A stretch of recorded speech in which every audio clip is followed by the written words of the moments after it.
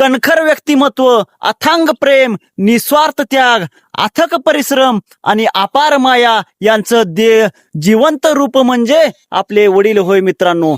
स्वतःच्या इच्छा बाजूला ठेवून मुलाच्या स्वप्नांना पंख देणारा, संकटाच्या वादळात खंबीरपणे उभा राहणारा आणि प्रत्येक यशामागे शांतपणे साथ देणारा तो महान व्यक्ती म्हणजे आपले वडील मित्रांनो.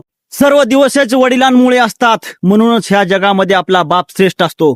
बाप हा फक्त शब्द नसतो, तो आयुष्यभर सावली देणारा वटवृक्ष असतो. बाप मोठा की देव मोठा याचं उत्तर देताना मराठी माणूस म्हणतो, देव दिसत नसला तरी पण बापाच्या रूपाने तो रोजच भेटत असतो. जगातील प्रत्येक वडिलांना फादर डेच्या माझ्यातर्फे मनपूर्वक हार्दिक शुभेच्छा मित्रांनो. तुमचा त्याग, प्रेम आणि संस्कार आमच्यासाठी अनमोल आहेत. त्याप्रमाणे कुंभार मातीच्या गोळ्याला आकार देऊन एक सुंदर असा घट बनवतो किंवा माठ बनवतो, त्याचप्रमाणे स्वतःचे आयुष्य झिजवून आपल्या मुलांच्या आयुष्याला सुंदर आकार देणारा जादूगार म्हणजे दुसरं कोणी नसून आपला बाप असतो मित्रांनो. हिंदीमध्ये सुद्धा वडिलांचा याच अथांग कष्टाचे वर्णन करणारी एक माझ्याकडे म्हण आहे मित्रांनो. पिता की डांट में प्यार होता है और उनके साये में पूरा संसार होता है. वडील बाहेरून कितीही कडक वाटले तरी आतून हृदय त्यांचं नारळासारखं एकदम मऊ असतं. आज मी अशाच एका महान व्यक्तीबद्दल म्हणजेच माझ्या वडिलाविषयी मी तुमच्या समोर 2 ओळीमध्ये विचार मांडणार आहे मित्रांनो. तुम्ही सांगा, बाप काय असतो? बाप काय असतो? आईबद्दल तर जग लिहितं, पण बापाचं नावाचं पुस्तक अनेकांना वाचता येत नाही. आईजवळ अश्रू दाखवून रडता येतं, पण मनामध्ये दुःखाचा डोंगर आणि डोक्यावर जबाबदारीचं ओझं घेऊन चेहऱ्यावर हसू ठेवणारा माणूस म्हणजे आपला बाप असतो. आपल्याला हवं ते खेळणं मिळावं म्हणून स्वतःची फाटलेली चप्पल न बदलणारा बाप असतो. आपण यशाच्या शिखरावर पोचावं म्हणून स्वतः पायात दगड बनून उभा राहणारा आपला हा बापच असतो.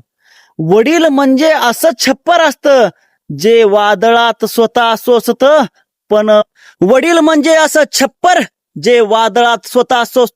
पण घराला मात्र सुरक्षित ठेवतं. शेवटी एवढंच म्हणेन, देव प्रत्येक ठिकाणी पोहोचू शकत नव्हता म्हणून त्याने आपल्यासाठी आई बनवली, पण त्या आईला आणि संपूर्ण कुटुंबाला सुरक्षित ठेवण्यासाठी देवाने बाप नावाचा एक मजबूत कणा तयार केला. आज आपण जे काही आहोत ते केवळ आणि केवळ आपल्या वडिलांच्या घामामुळे आणि कष्टामुळे आहोत मित्रांनो. त्यांच्या कष्टाची जाणीव ठेवणे हेच आपले खरे कर्तव्य आहे. चला, आज आपण सर्व मिळून आपल्या वडिलांना मानाचा मुजरा करूया.